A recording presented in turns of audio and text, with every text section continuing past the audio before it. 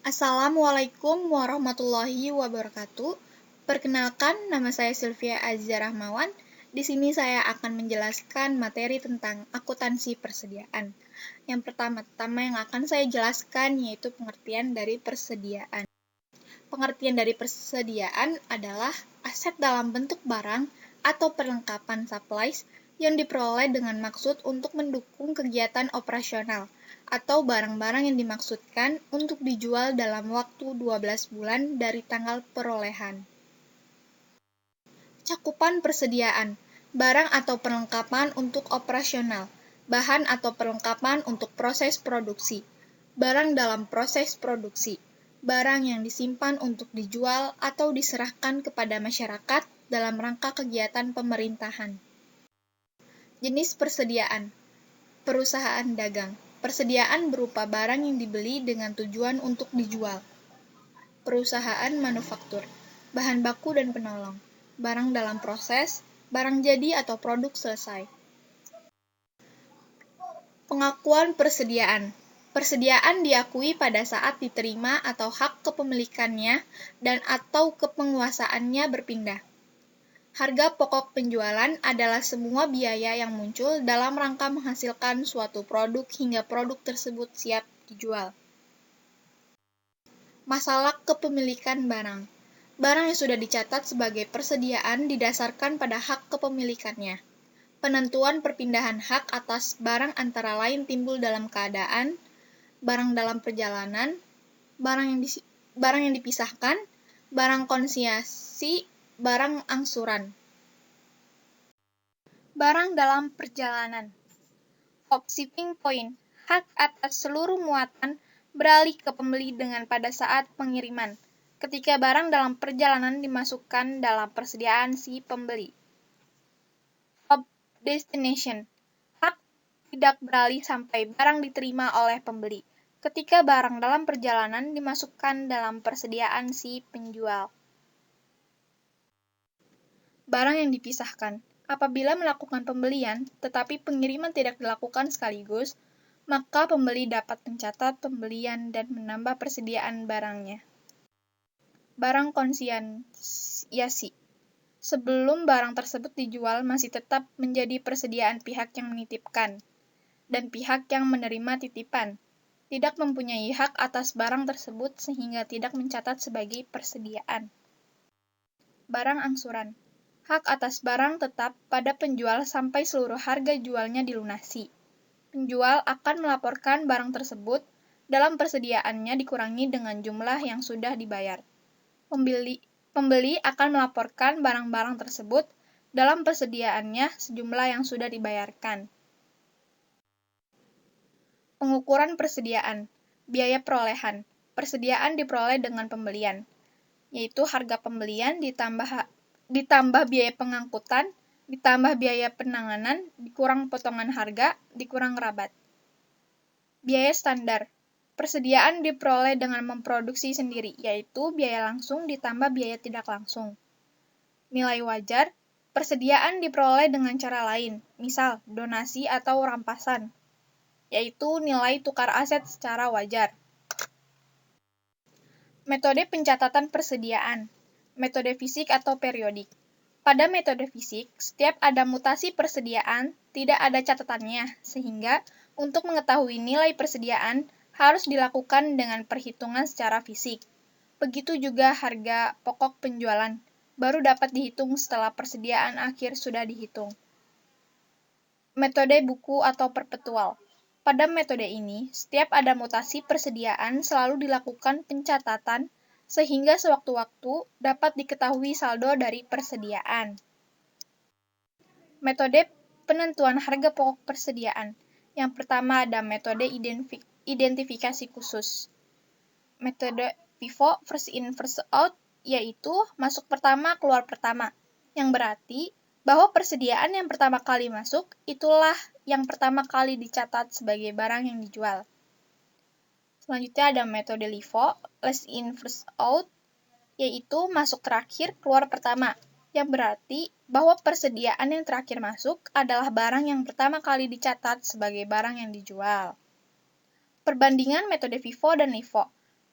FIFO yang pertama menghasilkan harga pokok penjualan yang rendah. Yang kedua menghasilkan laba kotor yang tinggi. Yang ketiga menghasilkan persediaan akhir yang tinggi. Selanjutnya ada LIFO, menghasilkan harga pokok penjualan yang tinggi, menghasilkan laba kotor yang rendah, menghasilkan persediaan akhir yang rendah. Selanjutnya ada metode rata-rata atau average, metode LCM, metode taksiran, retail method, gross profit method. Nah, di sini saya akan menjelaskan cara mengerjakan menggunakan FIFO perpetual. Ini adalah FIFO perpetual inventory account. Perusahaan memulai usahanya dengan 10 unit barang, 127B, senilai 200. 4 Januari, 7 unit barang, 127B, terjual seharga 30. Penjualan 7 unit menyisakan saldo 3 unit.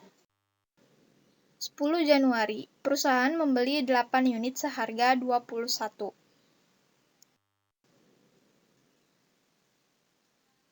Karena harga pembelian 21 berbeda dengan harga perolehan sebelumnya, 3 unit, persediaan yang ada, saldo persediaan sebesar 11 unit perhitungkan secara terpisah. 22 Januari, perusahaan menjual 4 unit seharga 31.000. 22 Januari, perusahaan menjual 4 unit. Untuk 4 unit yang terjual, 3 diantaranya berasal dari persediaan yang pertama masuk, seharga 20.000.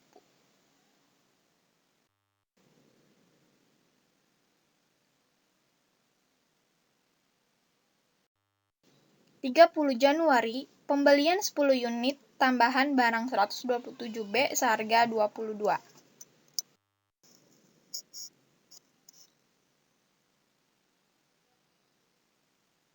Dan di sini totalnya ada 18, dengan total cost-nya 388, harga pokok penjualannya 13, dan total cost-nya ada 263, saldo persediaannya ada 15, total cost-nya 325.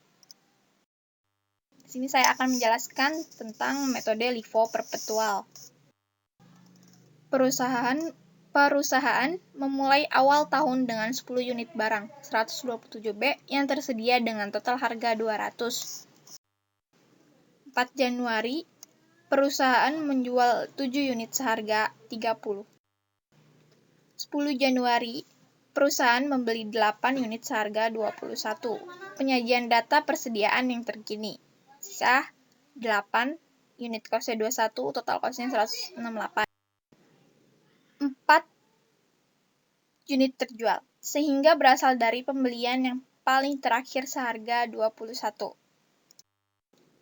28 Januari, terjual 2 unit seharga 32.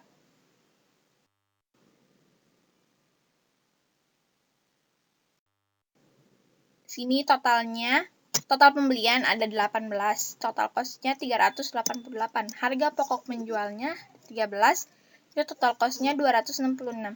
Saldo persediaannya sisa 15, yaitu total cost-nya 322.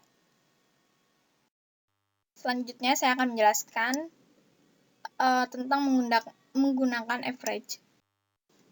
Perusahaan memulai awal tahun dengan 10 unit barang 127B yang tersedia dengan total harga 200. 4 Januari, perusahaan menjual 7 unit seharga 30. 10 Januari, perusahaan membeli 8 unit seharga 21.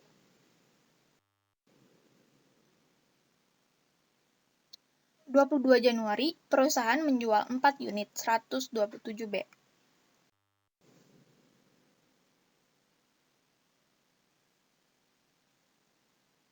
Tanggal 28 Januari terjual 2 unit 127B.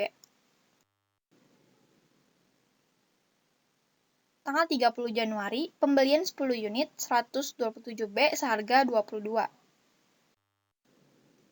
Dan di sini total pembeliannya yaitu 18, total cost-nya 388, harga pokok penjualnya yaitu 13, total cost-nya 266, saldo persediaan yaitu ada 15, total cost-nya 325. Di sini ada PT Laskar Pelangi memiliki data persediaan, pembelian, dan penjualan untuk bulan Maret 2013 sebagai berikut. Di sini ada persediaan tanggal 1 Maret yaitu 200 unit. Di sini ada pembelian yaitu tanggal 10 Maret, tanggal 20 Maret, dan tanggal 30 Maret. Di sini ada penjualan tanggal 15 Maret dan tanggal 25 Maret.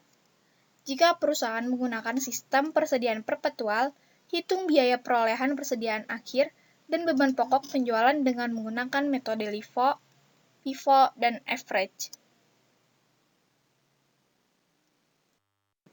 Sebagai penutupan, izinkan saya untuk menyampaikan satu pantun sebelum mengakhiri presentasi ini.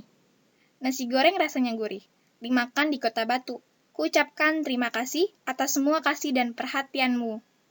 Sekian dari saya. Wassalamualaikum warahmatullahi wabarakatuh.